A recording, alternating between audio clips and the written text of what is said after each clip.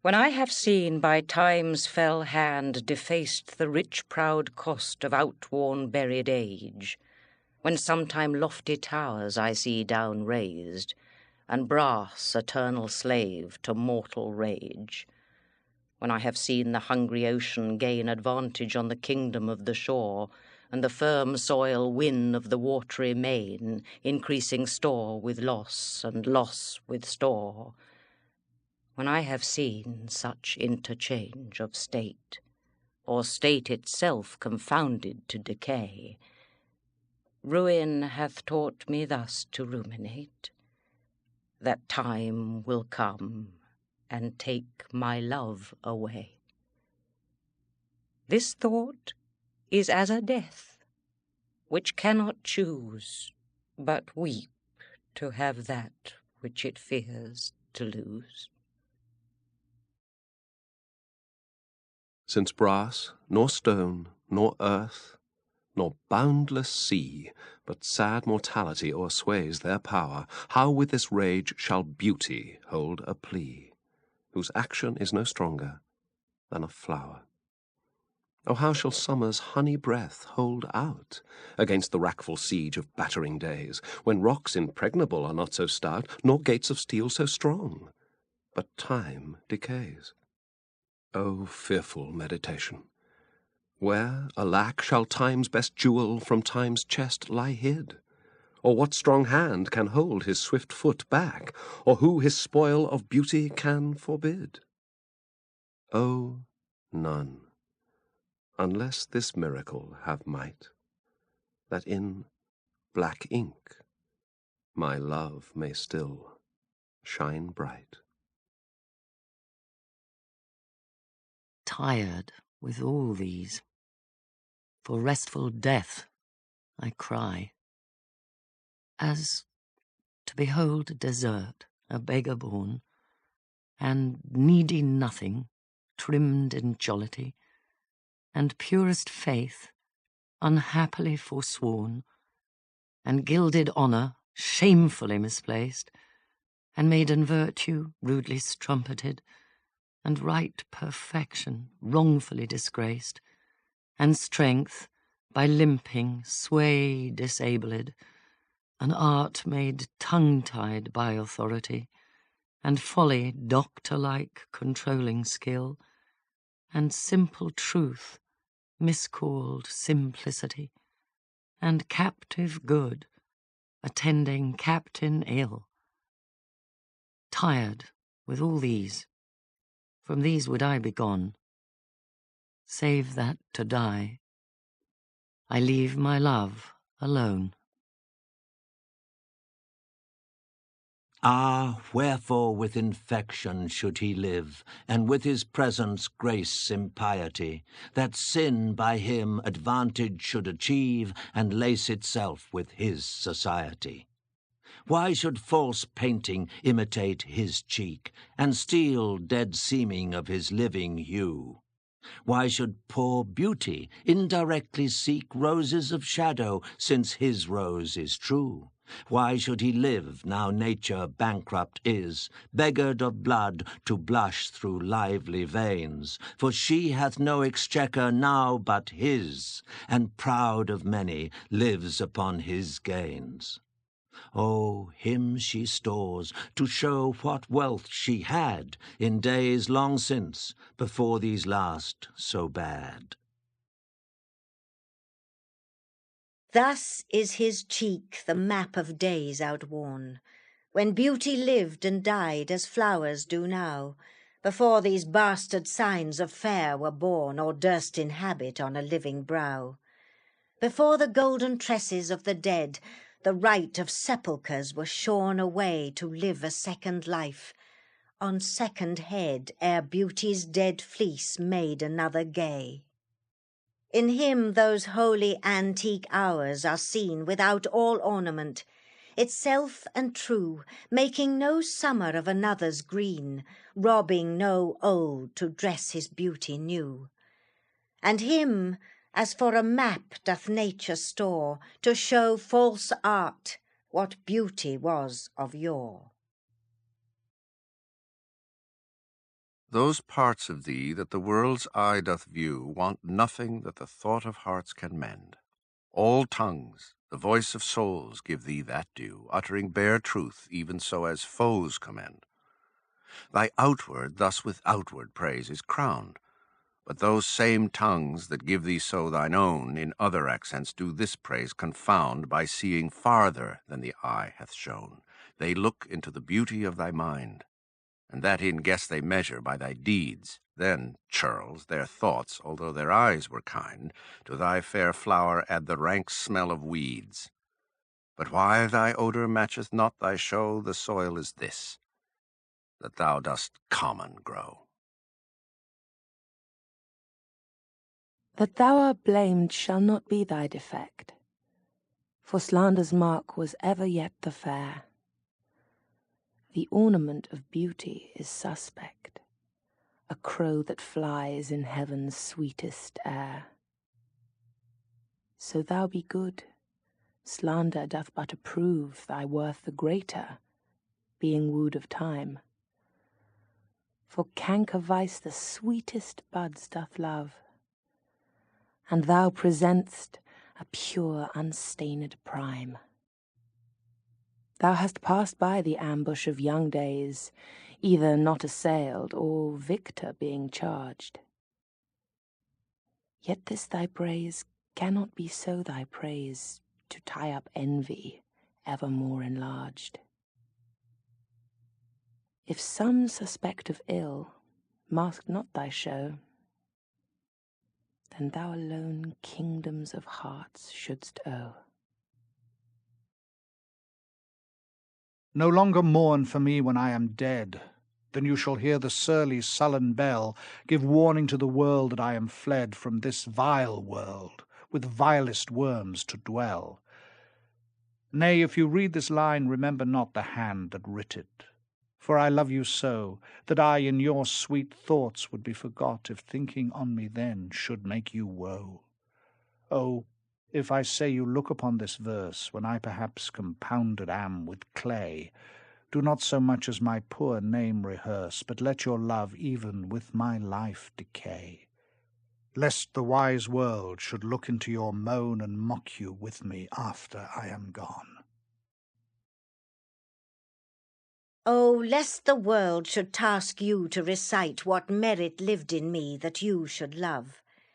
After my death, dear love, forget me quite. For you in me can nothing worthy prove, unless you would devise some virtuous lie to do more for me than mine own desert, and hang more praise upon deceased eye than niggard truth would willingly impart.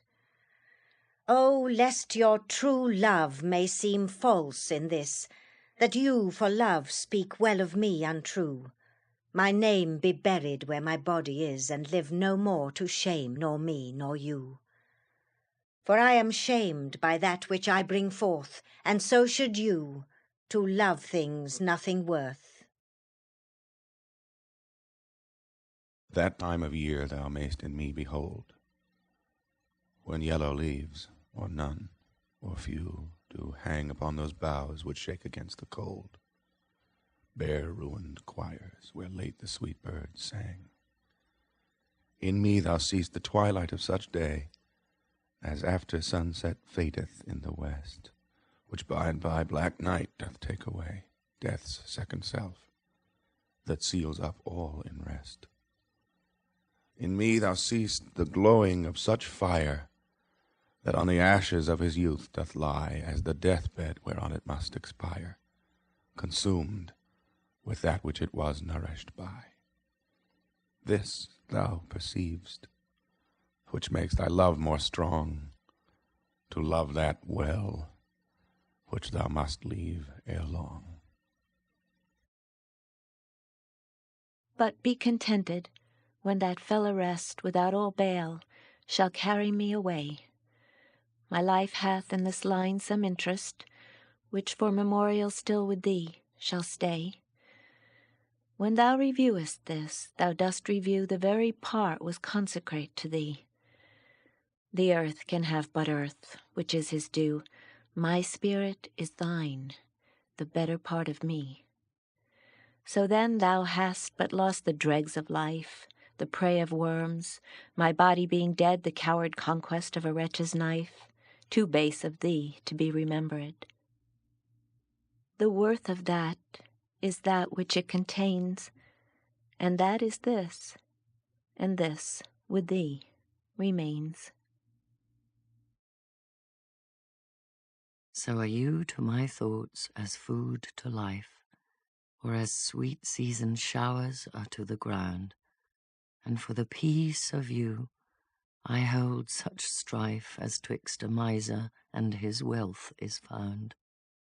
Now proud as an enjoyer, and anon doubting the filching age will steal his treasure, now counting best to be with you alone, then bettered that the world may see my pleasure, sometime all full with feasting on your side, and by clean starved for a look, possessing or pursuing no delight, save what is had or must from you be took. Thus do I pine and surfeit day by day, or gluttoning on all, or all away.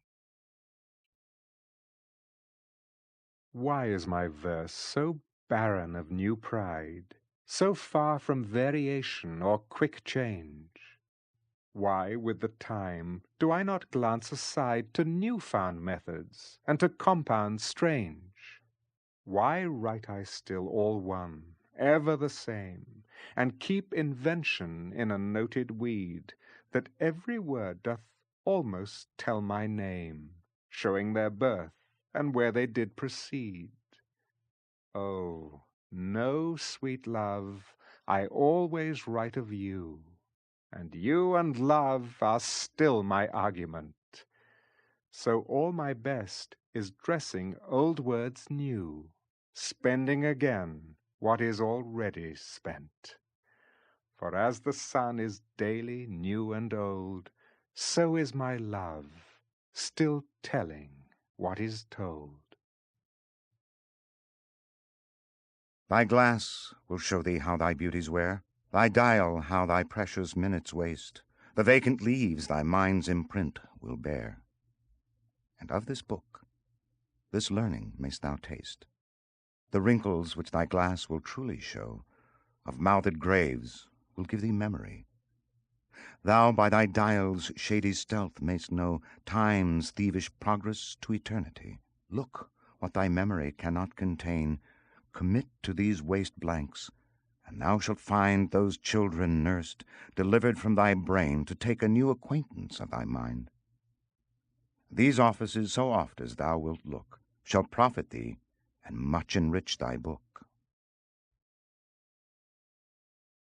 So oft have I invoked thee for my muse, and found such fair assistance in my verse as every alien pen hath got my use, and under thee their poesy disperse. Thine eyes, that taught the dumb on high to sing, and heavy ignorance aloft to fly, have added feathers to the learned's wing, and given grace a double majesty. Yet be most proud of that which I compile, whose influence is thine, and born of thee. In others' works thou dost but mend the style, and arts with thy sweet graces graced be. But thou art all my art, and dost advance as high as learning my rude ignorance. Whilst I alone did call upon thy aid, my verse alone had all thy gentle grace. But now my gracious numbers are decayed, and my sick muse doth give another place. I grant, sweet love, thy lovely argument deserves the travail of a worthier pen. Yet what of thee thy poet doth invent, he robs thee of, and pays it thee again.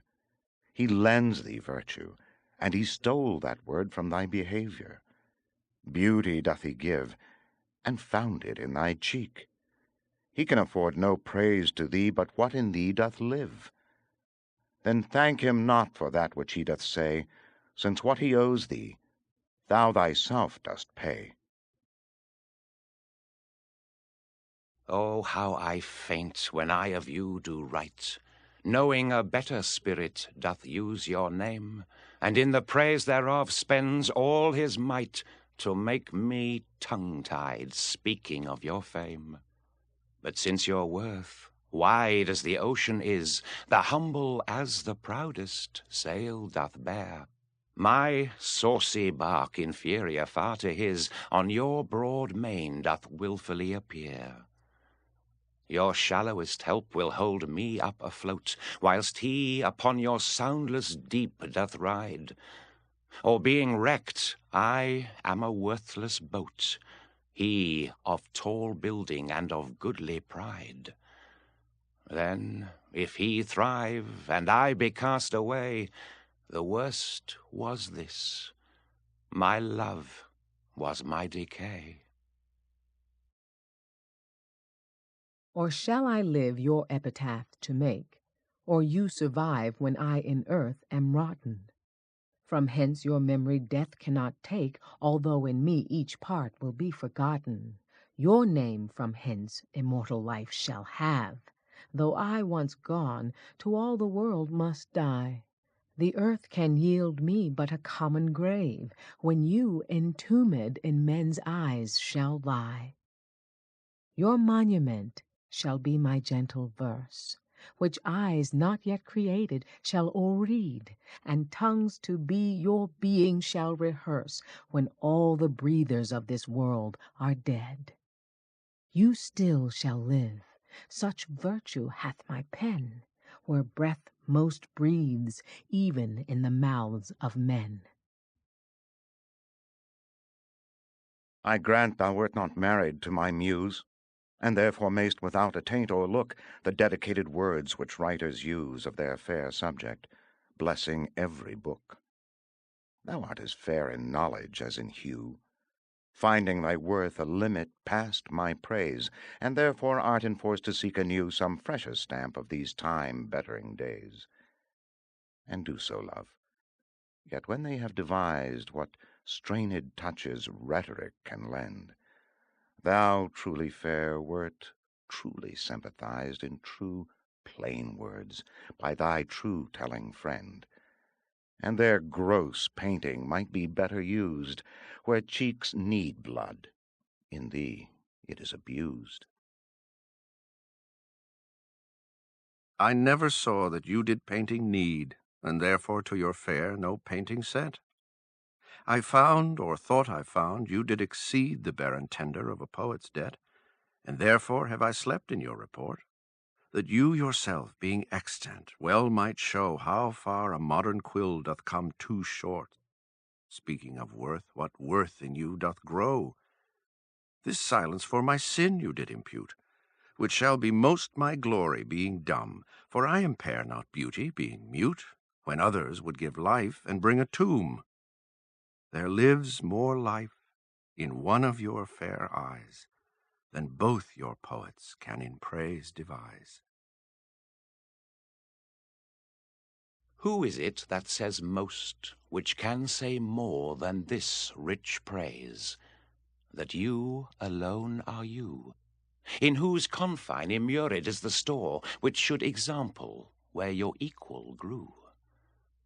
Lean penury within that pen doth dwell, that to his subject lends not some small glory. But he that writes of you, if he can tell that you are you, so dignifies his story. Let him but copy what in you is writ, not making worse what nature made so clear, and such a counterpart shall fame his wit, making his style admired everywhere. You to your beauteous blessings add a curse, being fond on praise, which makes your praises worse. My tongue-tied muse in manners holds her still, while comments of your praise richly compiled reserve thy character with golden quill, and precious phrase by all the muses filed. I think good thoughts, whilst others write good words.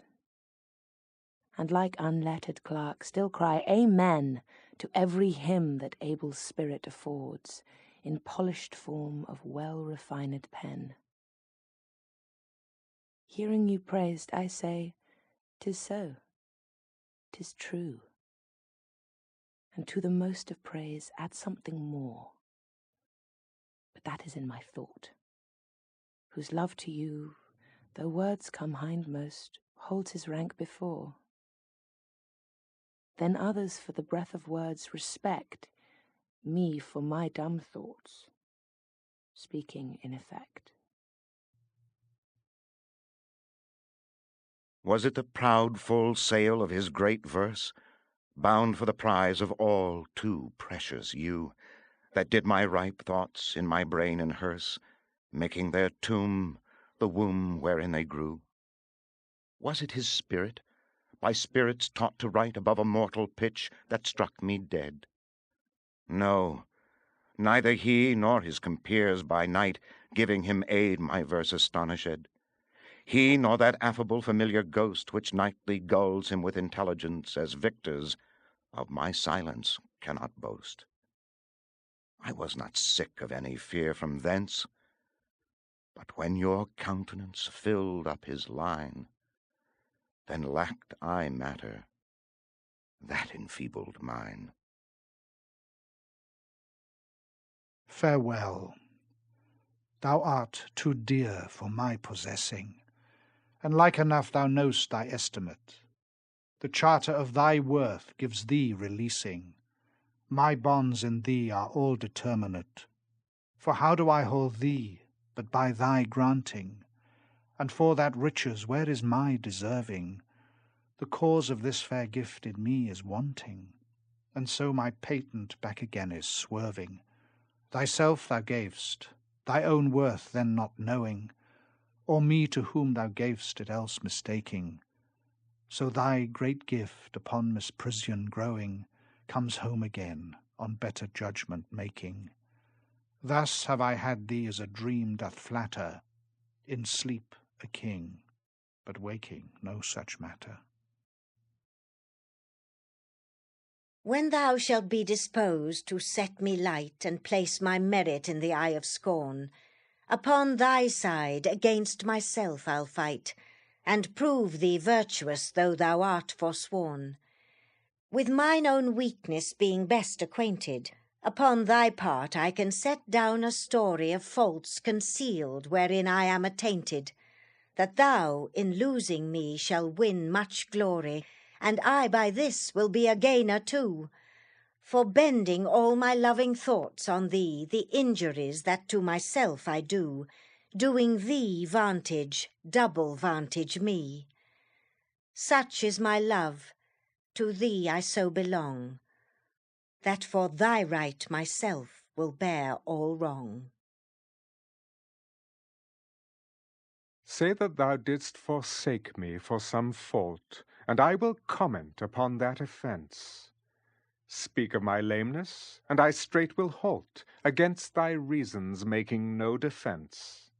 Thou canst not, love, disgrace me half so ill, to set a form upon desired change, as I'll myself disgrace, knowing thy will. I will acquaintance strangle, and look strange, be absent from thy walks, and in my tongue thy sweet beloved name no more shall dwell, lest I, too much profane, should do it wrong, and haply of our old acquaintance tell. For thee against myself I'll vow debate, for I must ne'er love him whom thou dost hate. Then hate me when thou wilt, if ever, now. Now, while the world is bent my deeds to cross.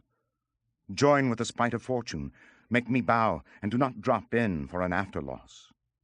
Ah, do not, when my heart hath scaped this sorrow, come in the rearward of a conquered woe.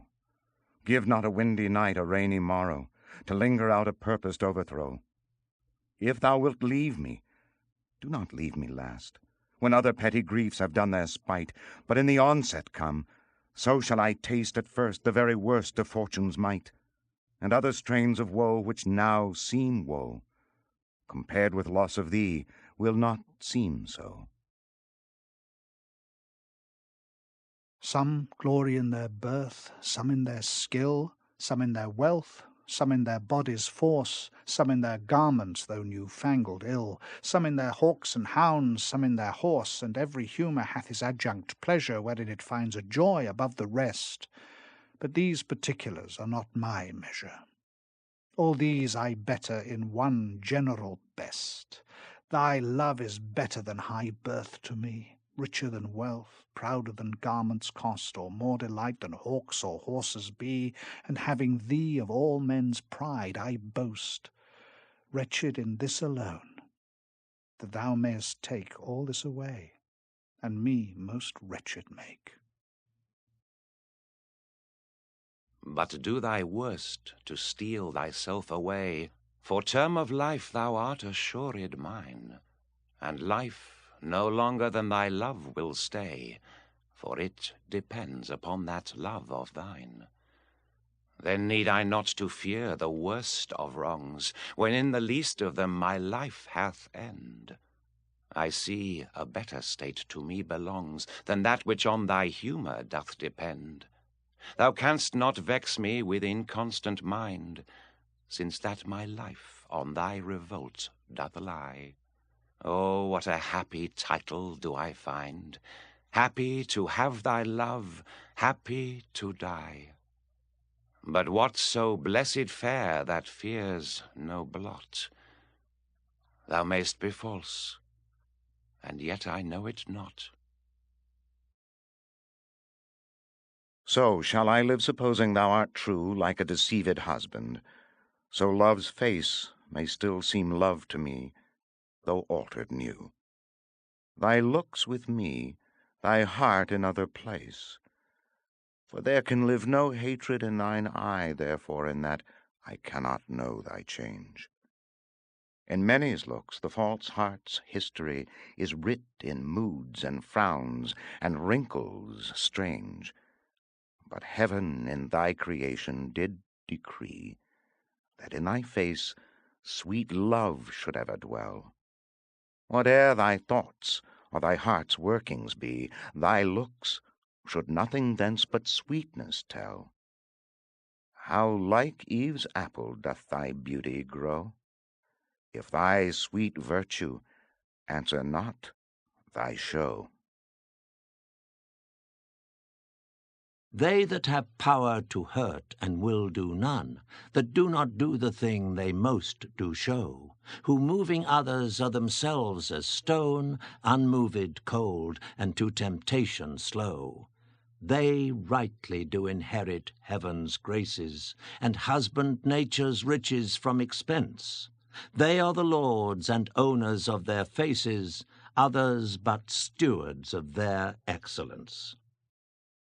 The summer's flower is to the summer sweet, though to itself it only live and die. But if that flower with base infection meet, the basest weed outbraves his dignity. For sweetest things turn sourest by their deeds. Lilies that fester smell far worse than weeds. How sweet and lovely dost thou make the shame, which like a canker in the fragrant rose doth spot the beauty of thy budding name. Oh, in what sweets dost thou thy sins enclose! That tongue that tells the story of thy days, making lascivious comments on thy sport, cannot dispraise, but in a kind of praise, naming thy name, blesses an ill report. Oh, what a mansion have those vices got, which for their habitation chose out thee, where beauty's veil doth cover every blot, and all things turns to fair that eyes can see. Take heed, dear heart, of this large privilege. The hardest knife ill-used doth lose his edge. Some say thy fault is youth, some wantonness. Some say thy grace is youth and gentle sport. Both grace and faults are loved of more and less. Thou mak'st false graces that to thee resort. As on the finger of a throned queen the basest jewel will be well esteemed, so are those errors that in thee are seen to truths translated and for true things deemed. How many lambs might the stern wolf betray if, like a lamb, he could his looks translate? How many gazers mightst thou lead away if thou wouldst use the strength of all thy state? But do not so.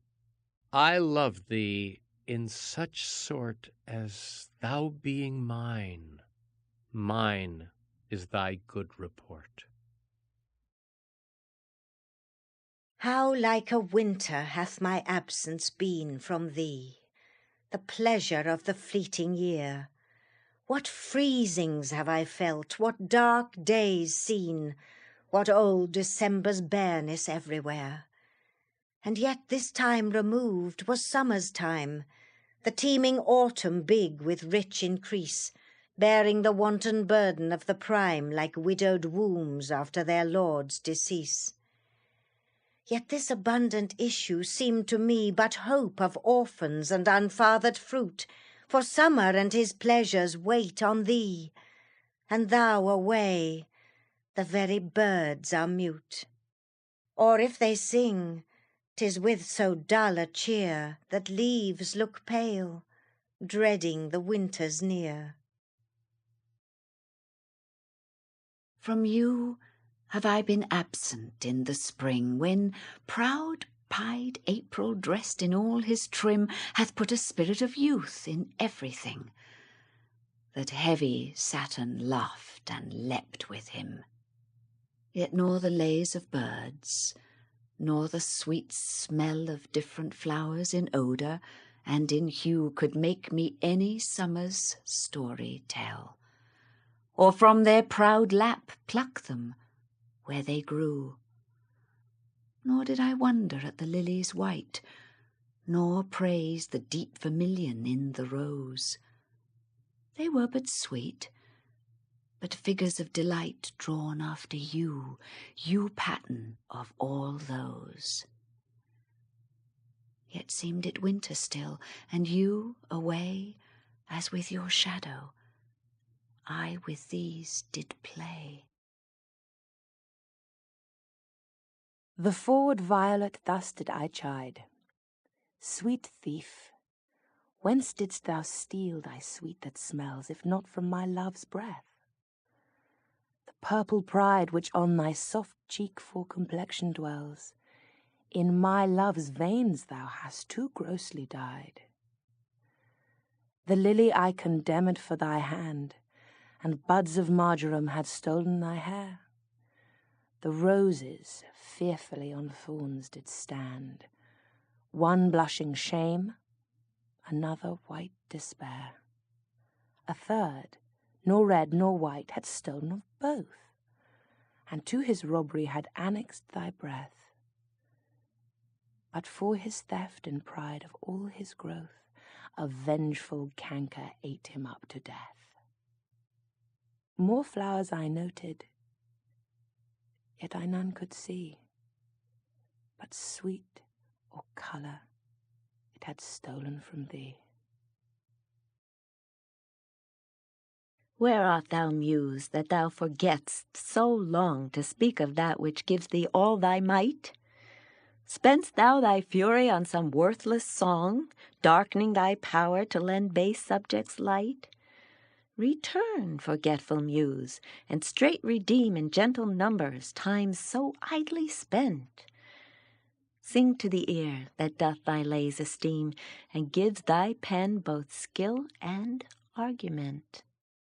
Rise, resty Muse, my love's sweet face survey, if time have any wrinkle graven there. If any, be a satire to decay, and make time's spoils despised everywhere. Give my love fame faster than time wastes life, So thou prevent'st his scythe and crooked knife. O truant Muse, what shall be thy amends for thy neglect of truth in beauty dyed? Both truth and beauty on my love depends, so dost thou too, and therein dignified. Make answer, Muse.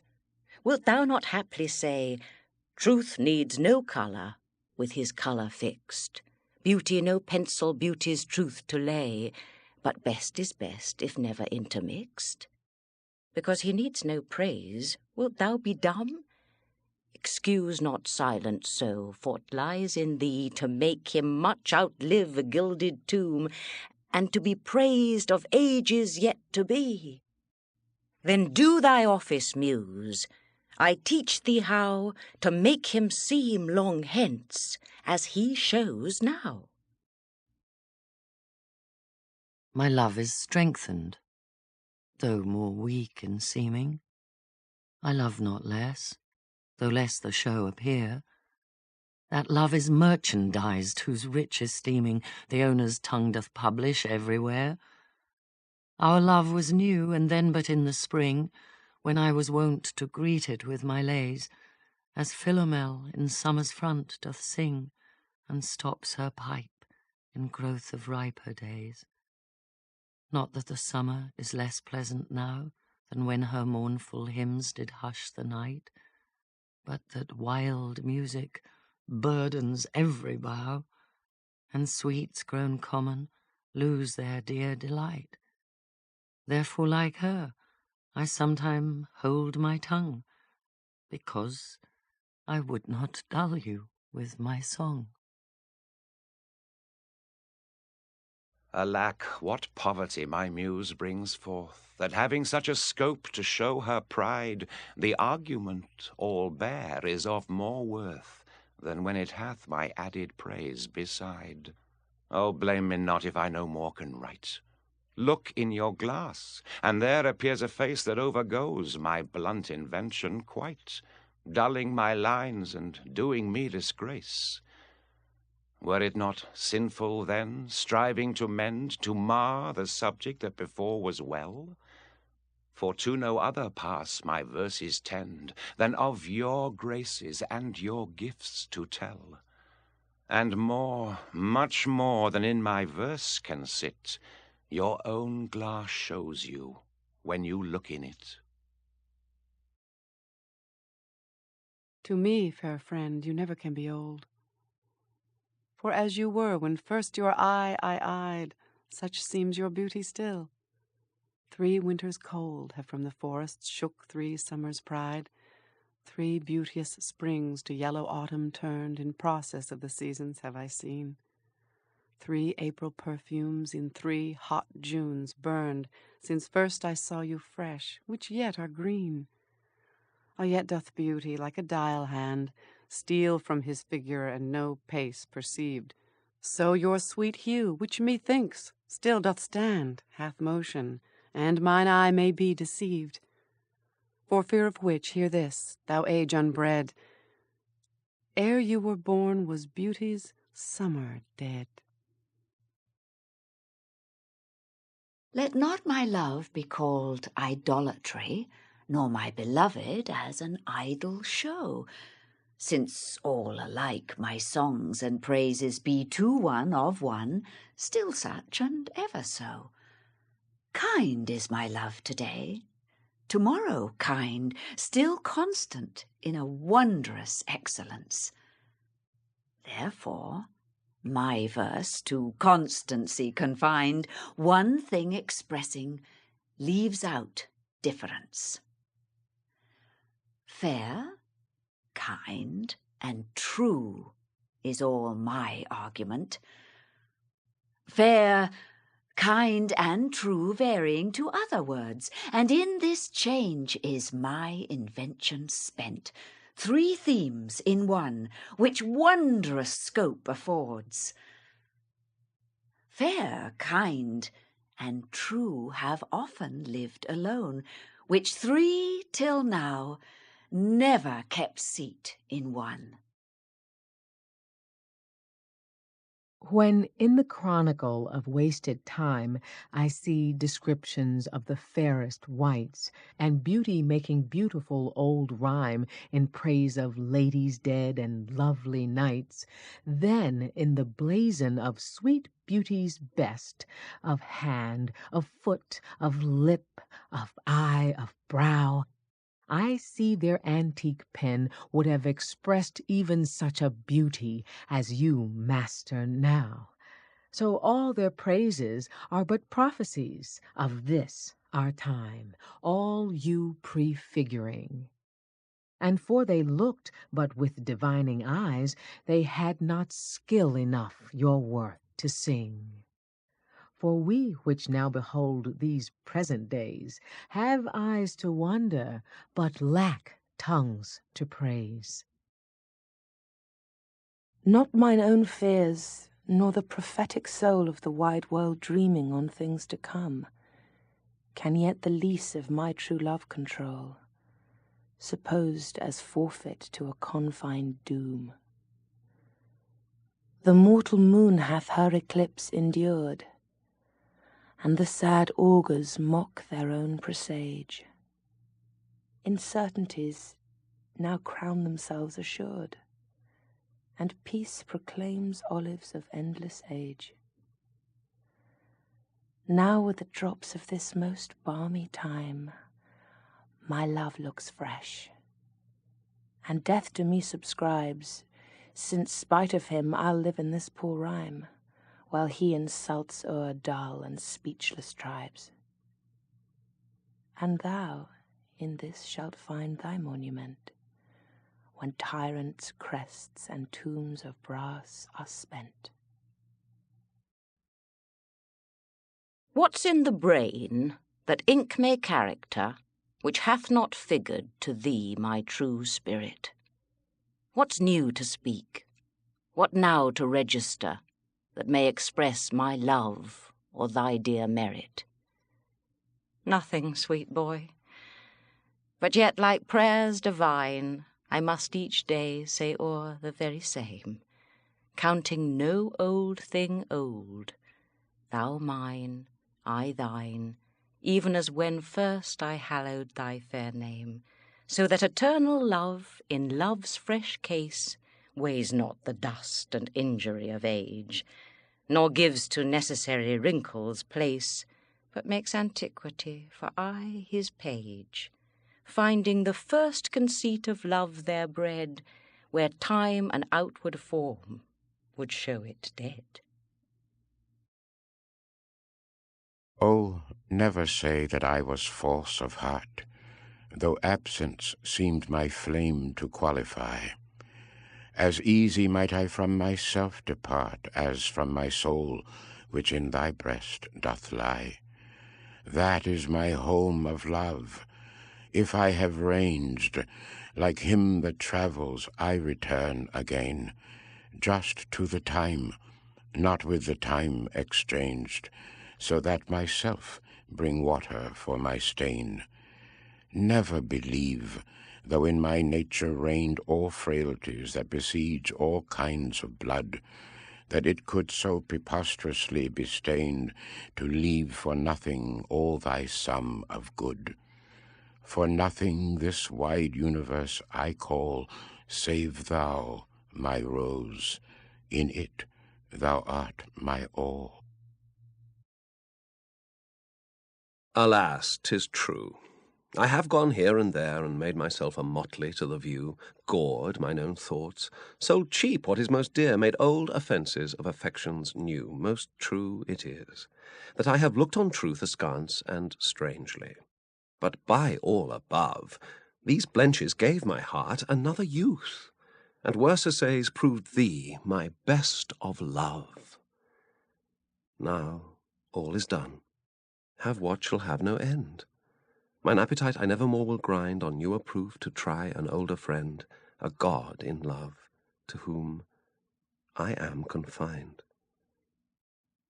Then give me welcome, next my heaven the best, even to thy pure and most loving breast.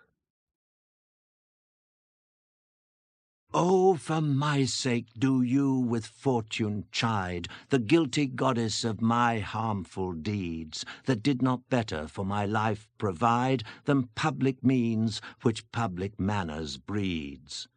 Thence comes it that my name receives a brand, and almost thence my nature is subdued to what it works in, like the dyer's hand. Pity me then, and wish I were renewed, whilst like a willing patient I will drink potions of Isel 'gainst my strong infection.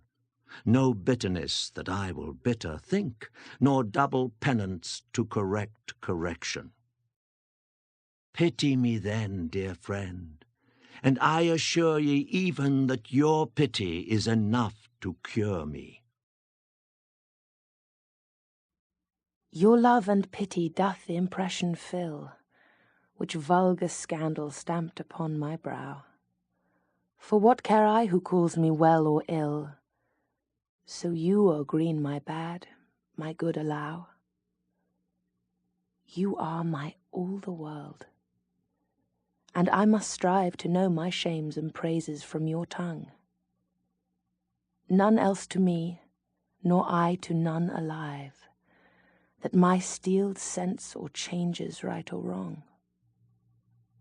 In so profound abyss I throw all care of other voices, that my adder's sense to critic and to flatterer stopped are. Mark how with my neglect I do dispense.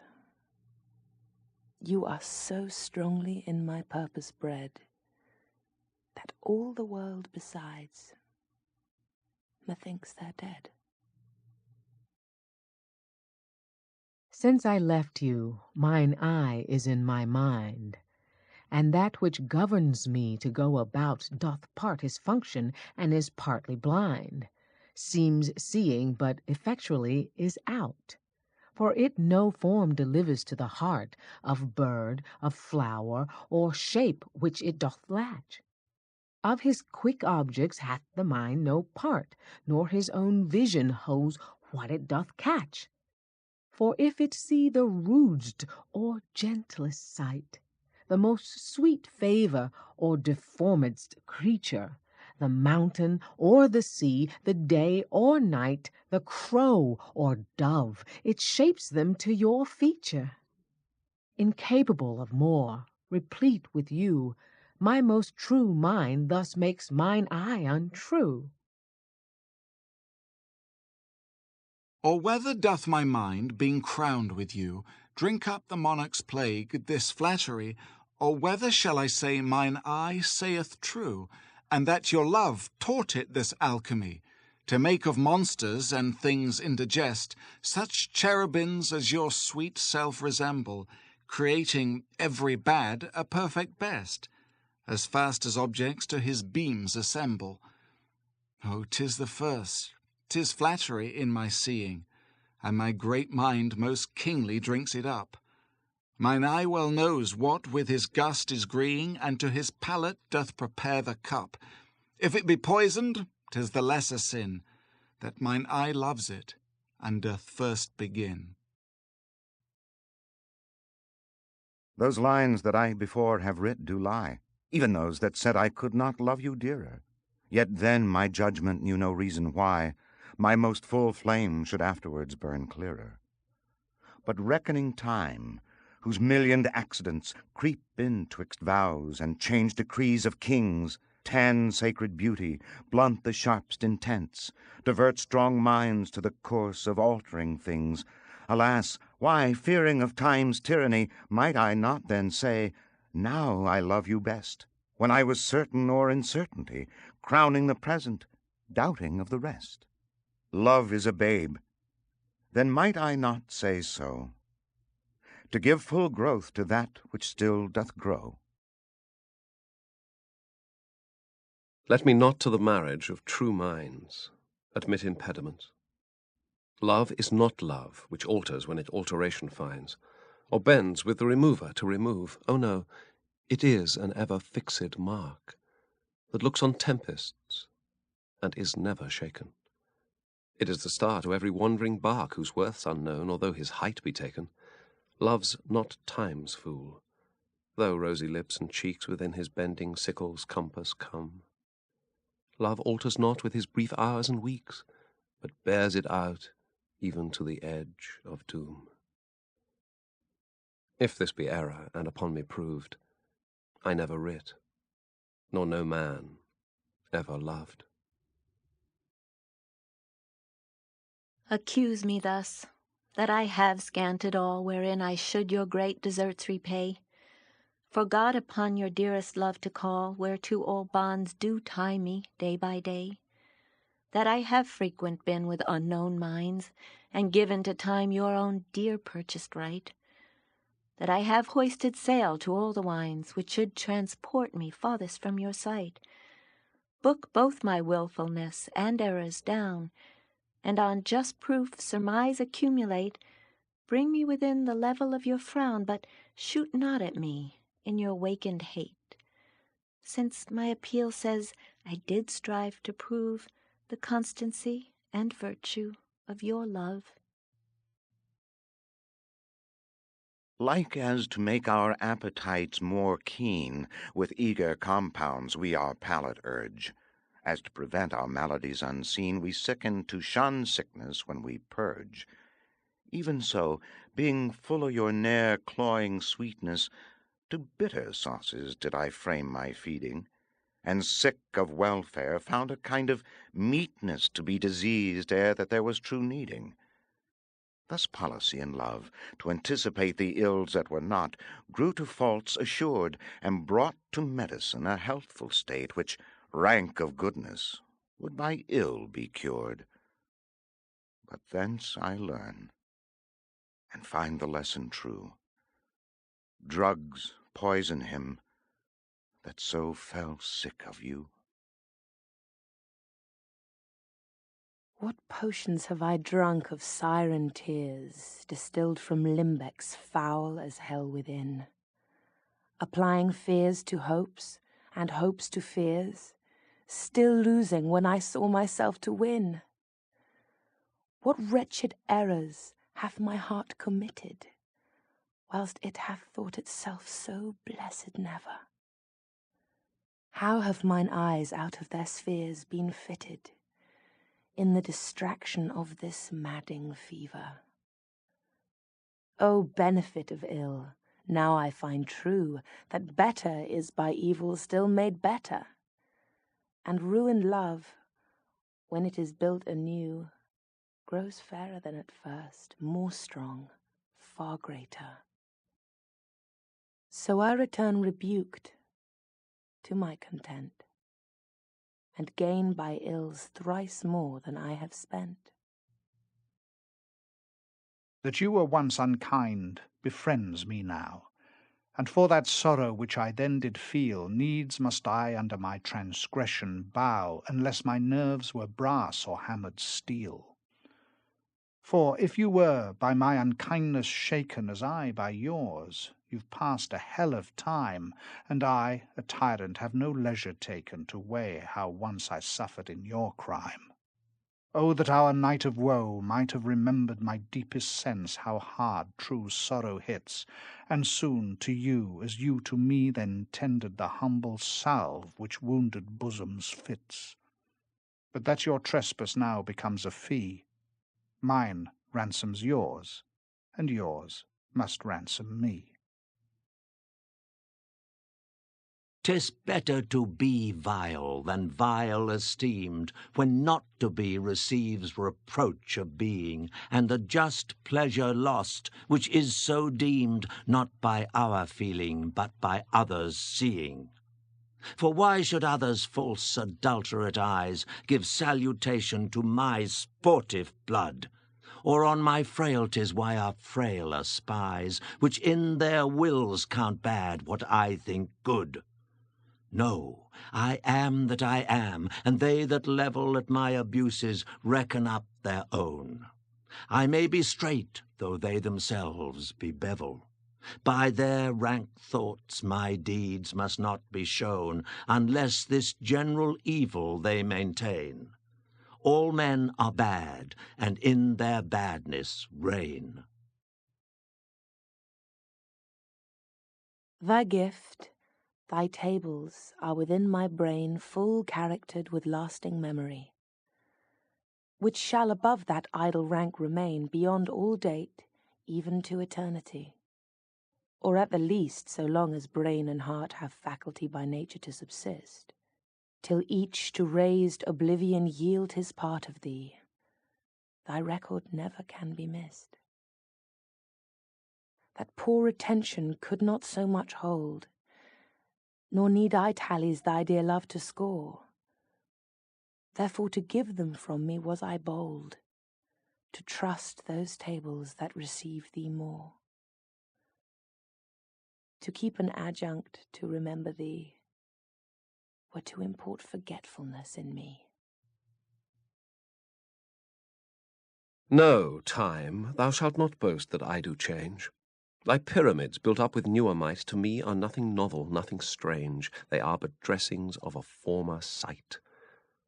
Our dates are brief, and therefore we admire what thou dost foist upon us that is old, and rather make them born to our desire than think that we before have heard them told. Thy registers and thee I both defy, not wondering at the present nor the past, for thy records and what we see doth lie, made more or less by thy continual haste. This I do vow, and this shall ever be, I will be true despite thy scythe and thee. If my dear love were but the child of state, it might for fortune's bastard be unfathered, as subject to time's love or to time's hate, weeds among weeds, or flowers with flowers gathered. No, it was builded far from accident.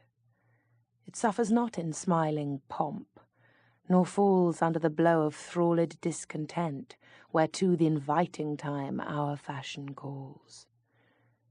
It fears not policy, that heretic which works on leases of short-numbered hours, but all alone stands hugely politic, that it nor grows with heat nor drowns with showers. To this I witness call the fools of time, which die for goodness, who have lived for crime. Were it aught to me, I bore the canopy with my extern, the outward honouring, or laid great bases for eternity, which proves more short than waste or ruining. Have I not seen dwellers on form and favour lose all and more by paying too much rent for compound sweet, foregoing simple savour? Pitiful thrivers in their gazing spent. No, let me be obsequious in thy heart, and take thou my oblation, poor but free, which is not mixed with seconds, knows no art but mutual render, only me for thee. Hence, thou suborned informer, a true soul, when most impeached, stands least in thy control. O thou my lovely boy, who in thy power dost hold time's fickle glass, his sickle hour, who hast by waning grown, and therein show'st thy lover's withering as thy sweet self grow'st. If nature, sovereign mistress over wrack, as thou goest onwards still will pluck thee back, she keeps thee to this purpose, that her skill may time disgrace and wretched minutes kill. Yet fear her, O thou minion of her pleasure, she may detain, but not still keep her treasure. Her audit, though delayed, answered must be, and her quietus is to render thee. In the old age black was not counted fair, or if it were, it bore not beauty's name. But now is black beauty's successive heir, and beauty slandered with a bastard shame. For since each hand hath put on nature's power, fairing the foul with art's false borrowed face, sweet beauty hath no name, no holy bower, but is profaned if not lives in disgrace. Therefore my mistress' eyes are raven black, her brow so suited, and they mourners seem at such who, not born fair, no beauty lack, slandering creation with a false esteem. Yet so they mourn, becoming of their woe, that every tongue says beauty should look so. How oft, when thou, my music placed upon that blessed wood whose motion sounds with thy sweet fingers, when thou gently sway'st the wiry concord that mine ear confounds, do I envy those jacks that nimble leap to kiss the tender inward of thy hand, whilst my poor lips, which should that harvest reap, at the wood's boldness by thee blushing stand? To be so tickled, they would change their state and situation with those dancing chips, o'er whom thy fingers walk with gentle gait, making dead wood more blessed than living lips. Since saucy jacks so happy are in this, give them thy fingers, me thy lips to kiss.